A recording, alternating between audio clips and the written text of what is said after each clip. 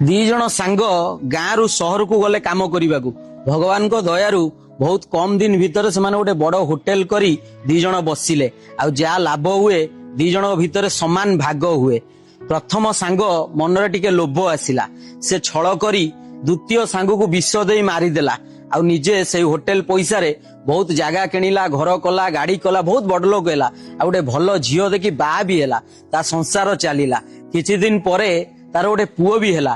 ଆଉ ସେ ପୁଅ ପାଠ ପଢିବାକୁ ବାହାରକୁ ଗଲା, ବାହାରେ ଯାଇଛି, ତାକୁ ରୋଗ ହେଇଗଲା।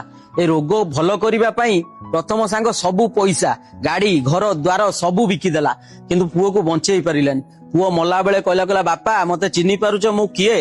ସେ ପ୍ରଥମ ସାଙ୍ଗ କହିଲା ହଁ ତୁ ବା ମୋ ପୁଅ। ପୁଅ କହିଲା ନା, ମୁଁ ତମର ସେଇ ସାଙ୍ଗ, ମୁଁ ଆଇଛି ତୋଠୁ ମୋ ଭାଗ ନବା ପାଇଁ। ଏ କଥା କହିବାର କାରଣ ଏଇଆ, ପାପ ଧନ ବଢେ ବହୁତ, ଆଉ ଗଲା ବେଳେ ଯାଏ ମୂଳ ସହିତ। କେବେ କାହାକୁ ଛଳନା କରି କାହା ପଇସାରେ ଆଜି କୋଟିପତି ହେଇଯିବା, କିନ୍ତୁ କାଲି କଣ ହବ ସେଟା ଉପର ବାଲା ଦେଖୁଛି। କଣ ଠିକ କହିଲି? ହଁ।